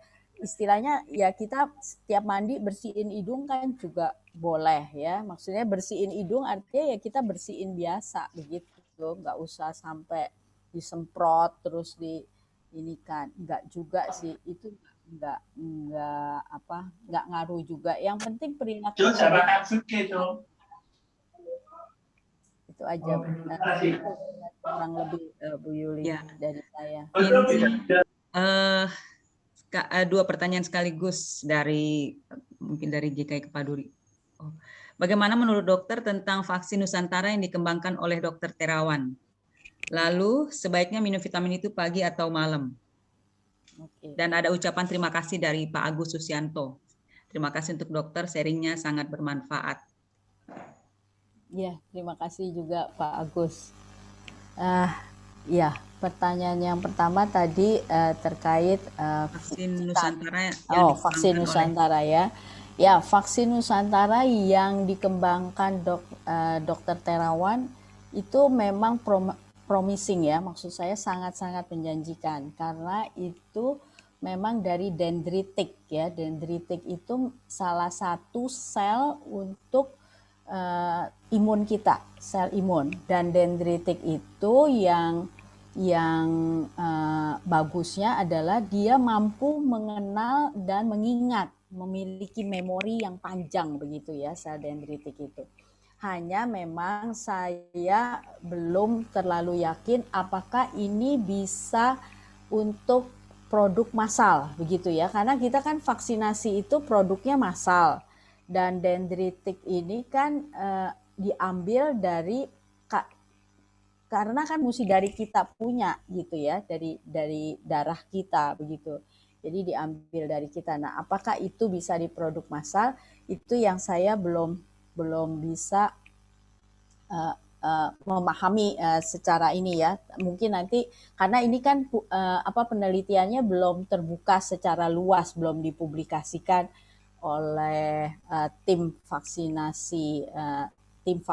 Nusantara begitu ya.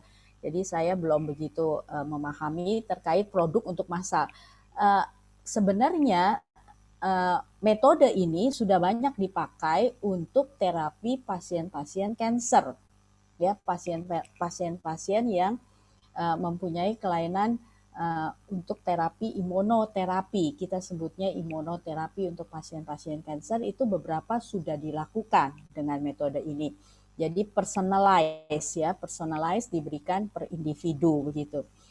Tapi apakah ini nanti bisa diproduk?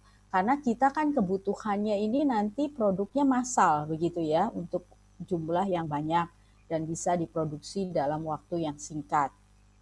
Nah, ini yang mungkin saya mohon maaf saya belum tahu banyak terkait bagaimana bisa mass production untuk vaksin Nusantara ini.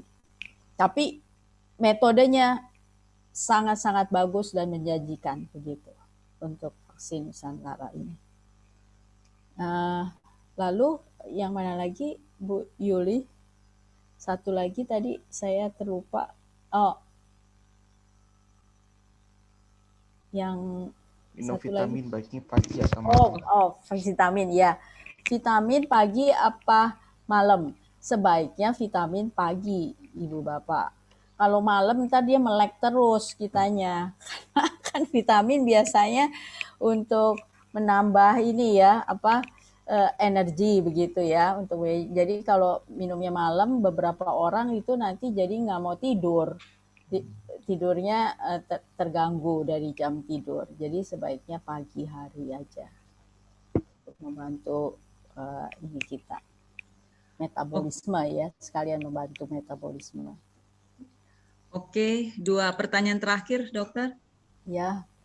Sebelumnya ini ada ucapan terima kasih dari Pak Yusuf. Terima kasih untuk sharingnya. Sama-sama, dan pertanyaan dari Pak Agus, untuk usia 60 tahunan apakah masih bisa OTG? Lalu berikutnya dari Bapak Elang, apakah orang yang kena COVID-19 perlu melakukan tes D-dimer atau tes pembekuan darah? Apakah ada hubungan virus COVID-19 dengan pembekuan darah dari seseorang? Ya. Silakan dok.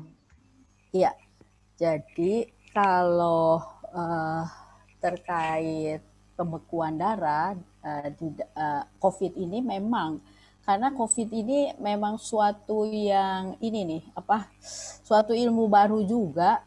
Ternyata dia bukan hanya menyerang paru seperti tadi yang saya sampaikan, karena efeknya itu sistemik. Ternyata sistemiknya gimana? Ya karena itu ada sitokin yang dikirim sehingga merangsang organ-organ lain, termasuk salah satunya merangsang endotel kapiler pembuluh darah dan komponen darah. Jadi salah satunya jadi darahnya lebih mudah mengental dan ini yang kita takutkan, pengentalan darah ini akan mempermudah terjadinya penyumbatan begitu ya. Penyumbatan di pembuluh darah kecil. Contohnya pembuluh darah kecil bisa aja dia menyumbat di jantung, bisa aja dia menyumbat di pembuluh darah otak dan sebagainya. Nah, itu yang kita takutkan. Nah, untuk mengetahui kekentalan darah itu memang pemeriksaan parameternya adalah salah satunya dengan D-dimer atau D-dimer gitu ya. Itu salah satu yang harus kita cek. Tapi apakah semua orang harus dicek itu? Nah, tentu dilihat kasusnya pada orang-orang yang dalam perawatan sedang berat itu harus dicek. Sedang ke berat. Jadi kalau ringan apakah perlu dicek? Tidak. Karena kalau ringan efeknya enggak sistemik begitu ya. Yang sedang dan berat inilah yang menimbulkan efek sistemik karena sudah merangsang si sitokain itu. Artinya sedang ke berat itu si virus sudah masuk ke paru-paru, sudah membuat respon di paru-paru sehingga memancing timbulnya sitokain dan sebagainya. Nah, itulah yang kita anjurkan untuk melakukan monitoring after COVID. Begitu. Jadi kalau yang gejalanya ringan atau tanpa gejala, apakah perlu? Tidak, karena belum sampai menimbulkan efek sistemik. Itu mungkin menjawab ya, Bu ya. Oke.